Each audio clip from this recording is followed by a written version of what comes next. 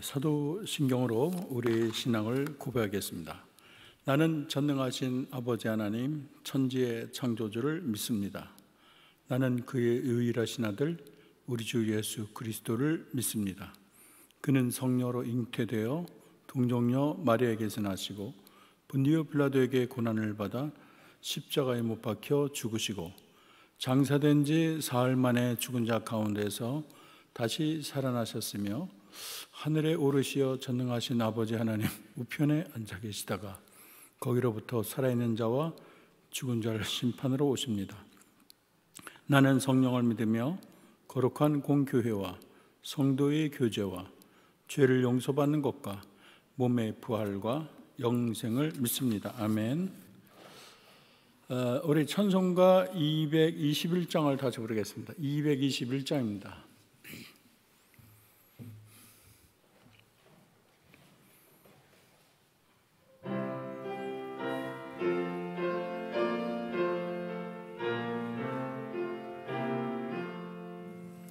주 믿는 형제들 사랑의 사귐은 천국의 교제 같으니 참 좋은 친교라.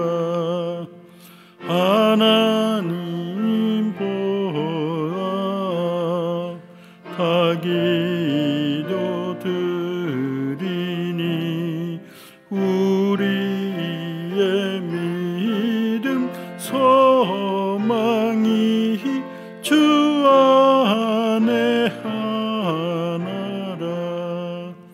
피차의 슬픔과 수고를 나누고 늘 동고동락하면서 참 사랑 나누네. 또 이별할 때에 맘 비록 슬퍼도 주 안에 교제하면서 또다시 만나리.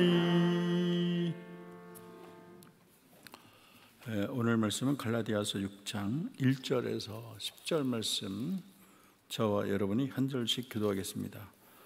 제가 진 성경 309쪽입니다. 갈라디아서 6장 1절에서 10절입니다. 교독하겠습니다. 형제들아, 사람이 만일 무슨 범죄한 일이 드러나거든 신령한 너희는 온유한 심정으로 그러한 자를 바로잡고 너 자신을 살펴보아 너도 시험을 받을까 두려워하라.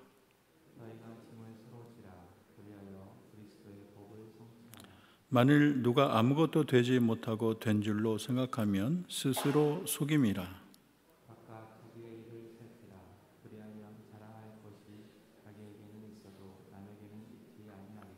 각각 자기의 짐을 질 것이라. 가르침을 받는 자는 말씀을 가르치는 자와 모든 좋은 것을 함께하라. 스스로 속이지 말라. 하나님은 업신여김을 받지 아니하시나니 사람이 무엇으로 심든지 그대로 거두리라. 자기의 육체를 위하여 심는 자는 육체로부터 썩어질 것을 거두고 성령을 위하여 심는 자는 성령으로부터 영생을 거두리라. 우리가 선을 행하되 낙심하지 말지니 포기하지 아니하면 때가 이름에 거두리라. 우리가 기회 있는 대로 모든 이에게 착한 일을 하되 더욱 믿음의 가정들에게 할지니라. 우리 인사할까요? 반갑습니다. 오늘도 건강하시기를 빌겠습니다. 방송으로 예배드리는 우리 믿음의 식구들도 주님의 평강과 은혜가 임하기를 소원합니다. 갈라디아서 벌써 6장에 왔습니다. 6장은 갈라디아 결론 파트인데 갈라디아 교인을 향한 최후의 권면을 담고 있습니다. 앞에서는 성령의 법을 우리에게 강조를 했는데, 성령의 법을 따르는 성도들이 어떻게 이 세상을 살아야 되는지 중요한 지침이 몇 가지 나옵니다. 우리가 그리스도의 삶을 어떻게 살아야 될까요? 첫째 교훈은 죄인을 온유함과 두려움으로 대하라, 그렇게 말을 하고 있습니다. 교회 생활하다 보면 이제 다른 사람은 범죄가 드러나는 경우가 있죠. 그럴 때 우리가 어떻게 행해야 되나? 오늘 말씀은 신령한 성도의 바른 자세는 온유한 심령으로 범죄자를 바로잡고 또 나 자신을 돌아보아 나도 시험받지 않도록 두려워하라, 그렇게 말을 하고 있습니다. 우리가 흔히 누가 죄를 지으면 무자비하게 정죄하고 또 날카로운 율법의 칼을 들이대기가 쉽습니다. 자기 스스로 철저하게 생활을 한다는 사람에게서 더 나타나기 쉬운 경향으로 볼 수도 있겠습니다. 근데 그렇게 되면 교회가 너무 몸이 건조해지고 이게 냉장고가 되고 좀 삭막한 그런 공동체가 되겠죠. 물론 죄악을 보고 의로운 분을 푸는 것은 당연하지만 죄인에 대해서, 죄는 미워하지만 죄인을 그렇게 미워해서는 안 되잖아요. 너무 그 중죄인 대하듯 색안경 끼고 할 말 못할 말 다 쏟아붓고 매섭게 대하는 것, 주님 보시기에 그게 바람직한 태도가 아닙니다. 그 가장 첫째 이유는 누구나 다 범죄할 가능성이 있고 나도 굉장히 연약하기 때문입니다. 조선 개국에 공을 세워서 3등 공신이 된 이적의 시예요. 이게 뭐라고 하냐면, 까마귀 검다고 백노야 웃지 마라. 겉이 검은들 속까지 검을 쏘냐. 겉이고 속 검은이는 너뿐인가 하노라. 아주 옛날에 비슷한 시도 있잖아요. 까마귀 오는 곳에 백노야 가지 말라 그러는데, 여기는 거꾸로 까마귀 검다고 백노야 웃지 말라. 겉이 검다고 해서 속까지 검겠느냐. 겉이고 속 검은이는 너뿐인가 하노라. 우리에게 좀 깨달음을 주는 말이잖아요. 그래서 나는 아무리 죄 없고 깨끗하고 희게 보일지라도 다른 사람 검다고 지적하면 사실은 내 안이 더 검다는 거예요, 그 사람보다.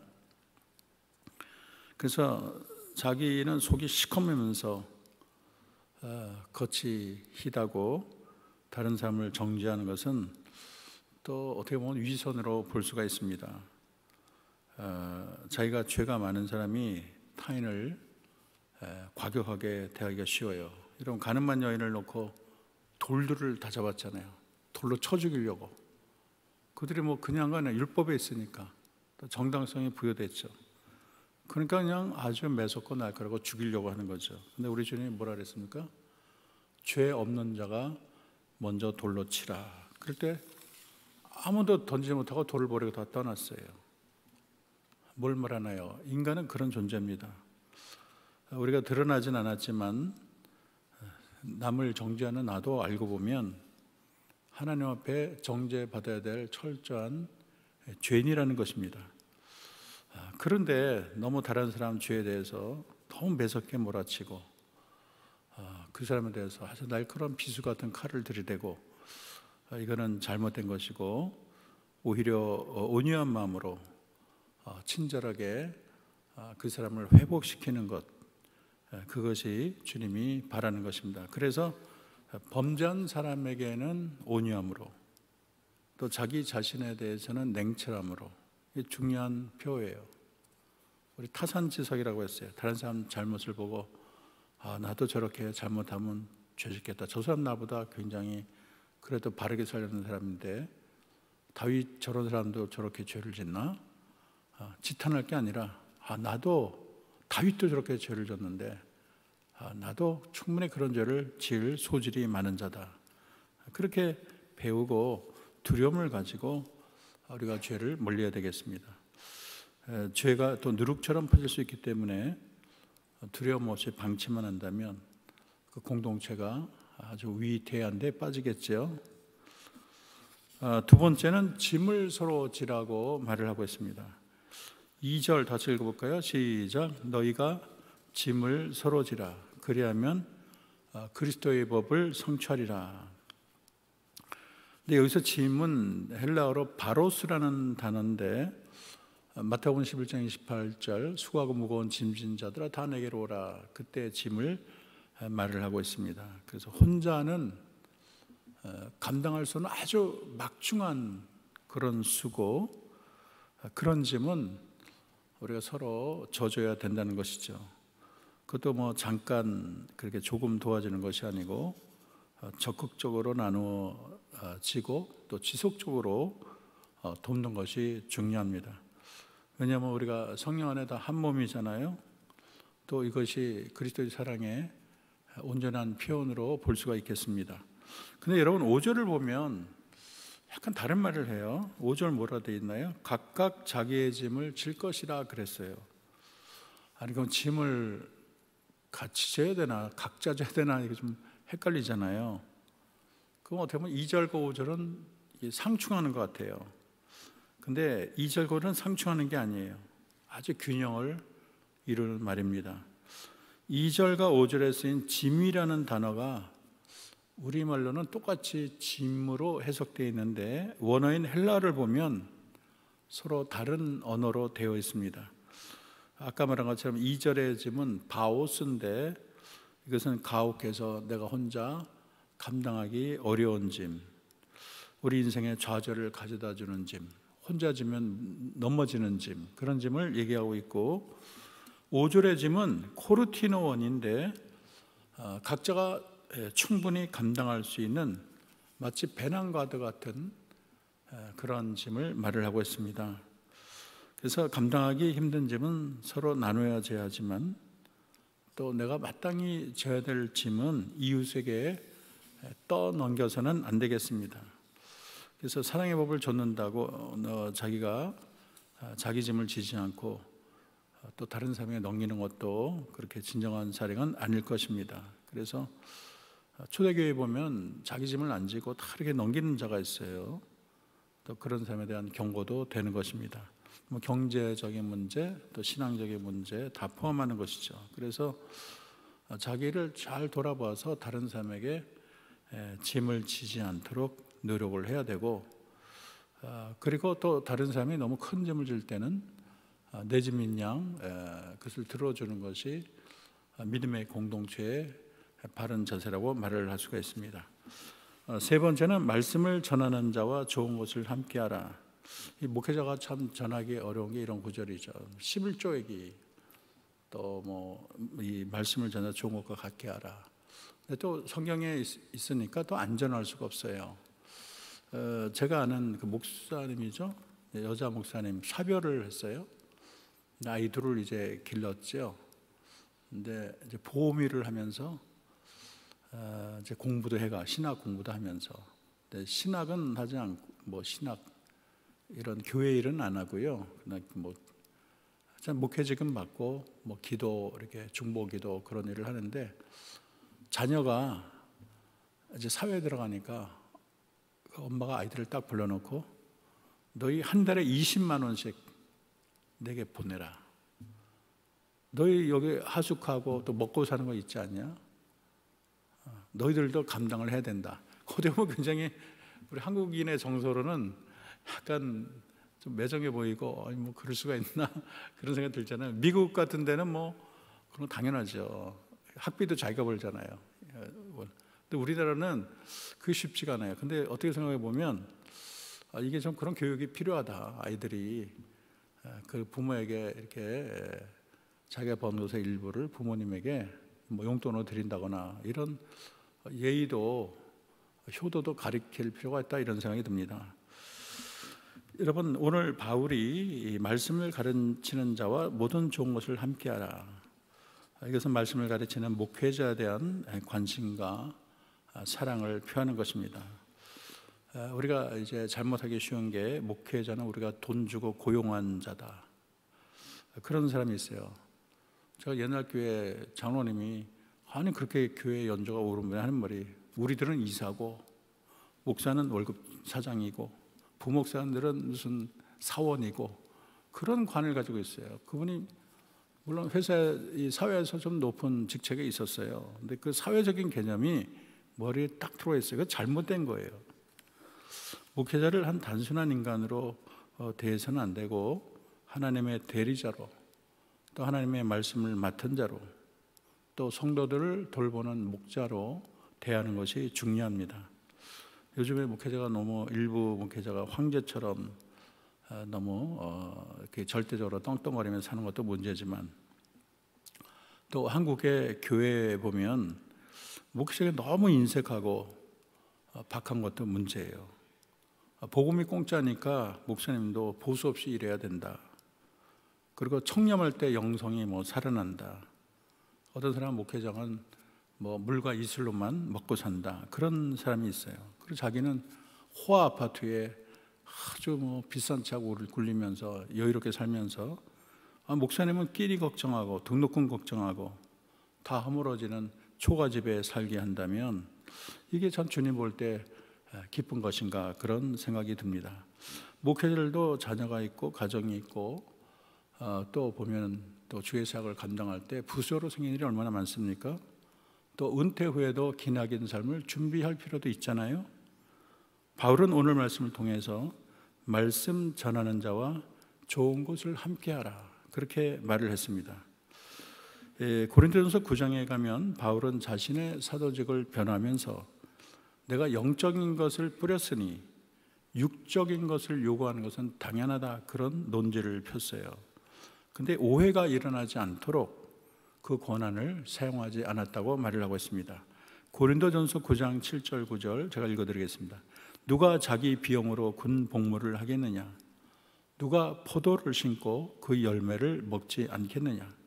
누가 양떼를 기르고 그 양떼의 젖을 먹지 않겠느냐? 모세율법에 곡식을 밟아 떠는 소에게 망을 씌우지 말라 기록하였으니 하나님께서 어찌 소들을 위하여 염려하심이냐 그렇게 말을 했어요. 우리 한국에 좋은 전통이 있는데 참 외국에서 목회하는 것보다는 한국에 목회하는 것이 훨씬 이렇게 보람을 많이 느낍니다. 우리 조상들이 농사를 지으면 자기가 먹기 전에 목사님께 수박이나 배추나 무를 먼저 가져다 주고 참 이 목사님들을 이렇게 선대하는 거를 그게 돈이 많아서가 아니라 그 중심이 참 대단하잖아요. 하나님 볼 때 굉장히 갸륵하고 또 주의 종을 선대하면 하나님이 또 다 갚아주십니다. 심지어 예수님도 많은 사람의 도움의 손길을 얻었습니다. 누가복음 8장 1절 3절 그 후에 예수께서 각 성과 마을에 두루 다니시며 하나님의 나라를 선포하시며 그 복음을 전하실세 12 제자가 함께하였고 또한 악귀를 쫓아내신과 병고침을 받은 어떤 여자들 곧 7 귀신이 나간 자 막달라인이라는 마리아와 헤롯의 청지기 구사연의 요한나와 수산나와 다른 여러 여자가 함께하여 자기들의 소유로 그들을 섬기더라. 예수님과 말씀을 전해 예수님이 돈 만들려면 물고기를 낚아서라도 돈이 나오는 분 아닙니까? 그런데도 그 많은 헌신된 자의 섬김을 받았다는 거예요. 또 하나님 나라의 사역은 또 이 주의 종들이 잘 세워질 때 하나님 나라가 왕성하게 가는 것입니다. 너무 이제 일부 목회자들이 안 되니까 이중일을 하는 사람이 있어요, 그렇죠? 택시를 운전을 하면서 그래갖고 목회가 참 제대로 되기 어렵지 않습니까? 네 번째는 심는 대로 거둔다 그렇게 말을 하고 있습니다.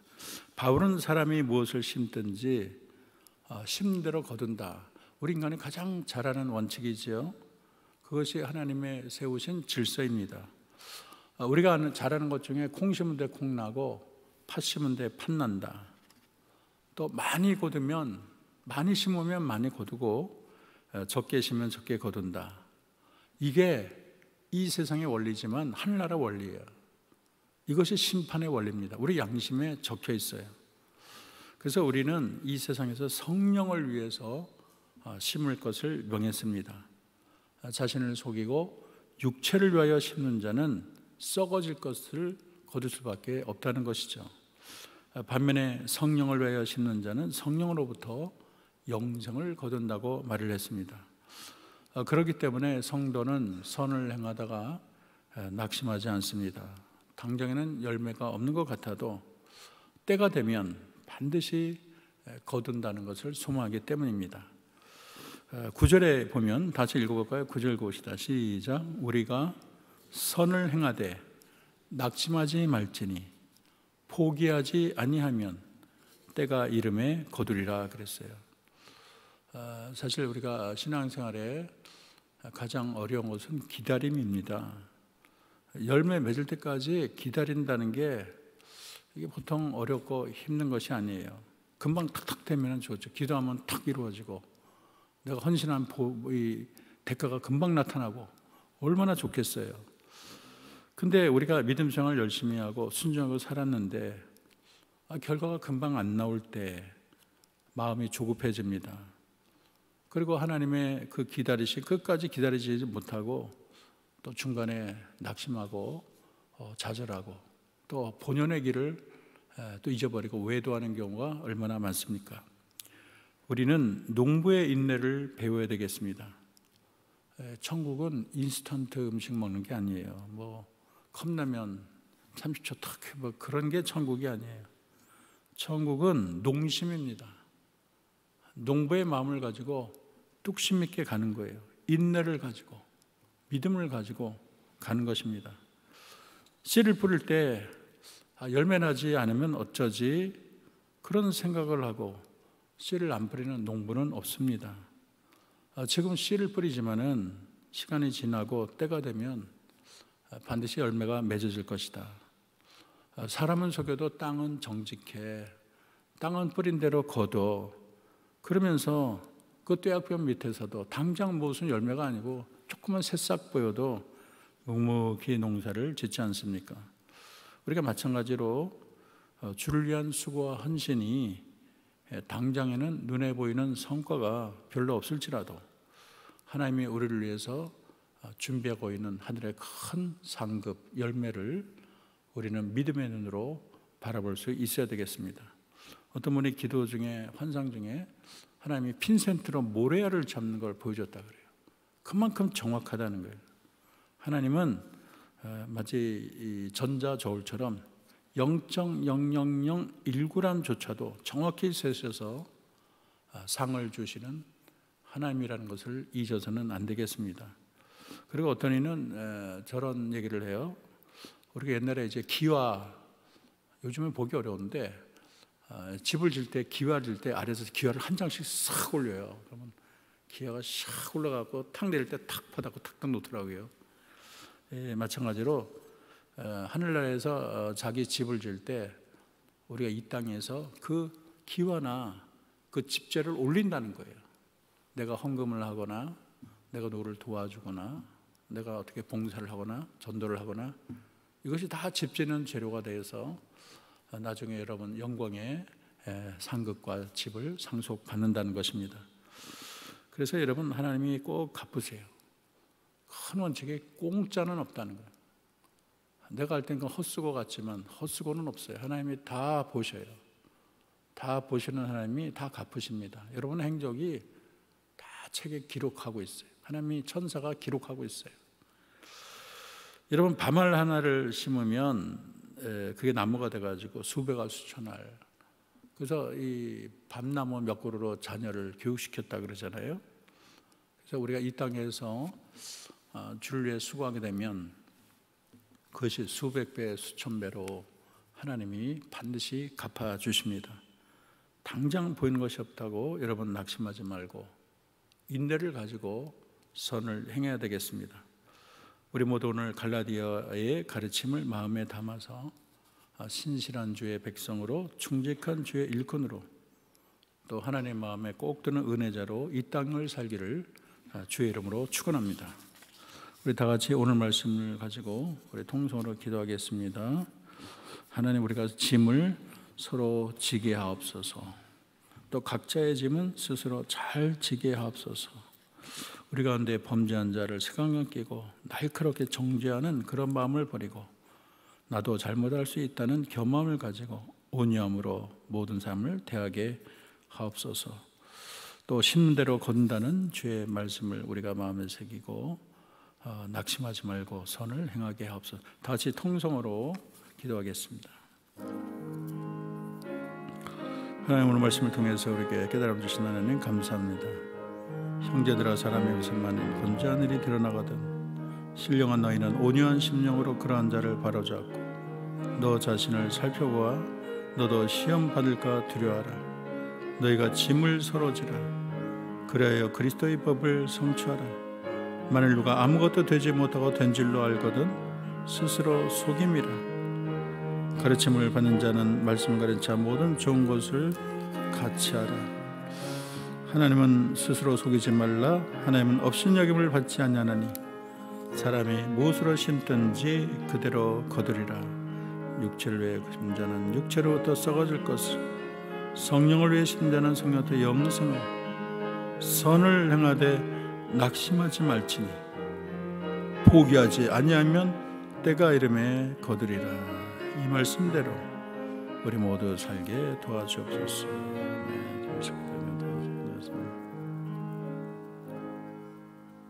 하나님, 오늘도 이 새벽을 깨우며 하나님 전을 찾아 나온 주의 성도들 한 사람 한 사람 안아주시고 저들의 기도를 잘 들어주시며 응답해 주시옵소서. 저들의 가정을 하나님 살피시고 오늘 하루도 주님께 의탁합니다. 오늘 첫부터 잠자는 그 순간까지 하나님 동행해 주세요. 우리 마음이 세상의 불안으로 요동치 않게 도와 주옵소서. 오늘 말씀을 통해서 우리가 성령의 법대로 사는 주의 성도들이 되게 도와주시고 하나님 심든지 거둔다는 주의 말씀을 의지해서 이 땅에 살 때 하나님 많은 의의 열매, 헌신의 씨앗을 뿌려서 하늘나라 영광의 진정한 상속자들이 다 되게 하옵소서. 예수님의 이름으로 기도합니다. 아멘. 하늘에 계신 우리 아버지, 아버지의 이름을 거룩하게 하시며 아버지의 나라가 오게 하시며 아버지의 뜻이 하늘에서와 같이 땅에서도 이루어지게 하소서. 오늘 우리에게 일용할 양식을 주시고 우리가 우리에게 잘못한 사람을 용서하여 준 것 같이 우리 죄를 용서하여 주시고 우리를 시험에 빠지지 않게 하시고 악에서 구하소서. 나라와 권능과 영광이 영원히 아버지의 것입니다. 아멘.